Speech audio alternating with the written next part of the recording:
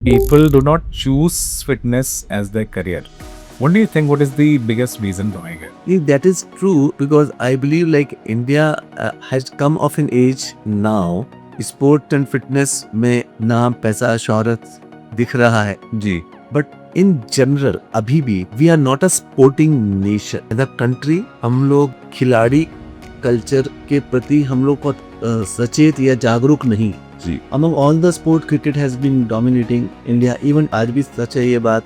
और लेकिन अब बाकी स्पोर्ट्स भी कैचअप करने लगे हैं और अब बहुत सारे खिलाड़ी ऐसे आए हैं जिन्होंने दूसरे स्पोर्ट्स में भी इंडिया का नाम ऑफ कोर्स किया है. एथलेटिक तो एक बार अनथिंकेबल था कि उसमें कुछ मेडल आ सके. अब तो पैरा ओलंपिक भी पैरा ओलंपिक्स में तो अब ऐसे स्पोर्ट्स में आने लगे हैं और गवर्नमेंट ने भी इसमें मुझे लगता है कि बहुत काम किया है. और प्राइमरली आई बिलीव कि सक्सेस का एक मापदंड जो है पैसा उससे अटैच करके देखा जाता है.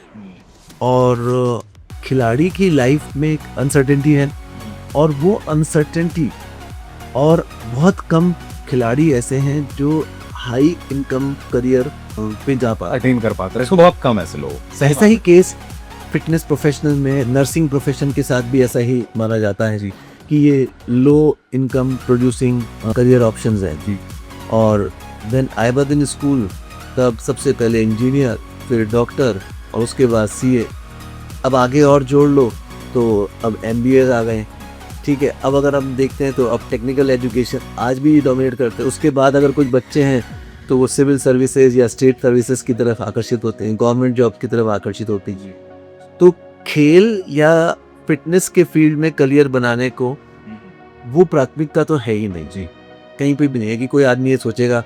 और इसलिए ये माना जाता है कि तुम इस फील्ड में क्या कर लोगे, तुम इस फील्ड में क्यों जा रहे हो, मेरे पे स्कोप नहीं है. स्कोप नहीं है और क्या करोगे.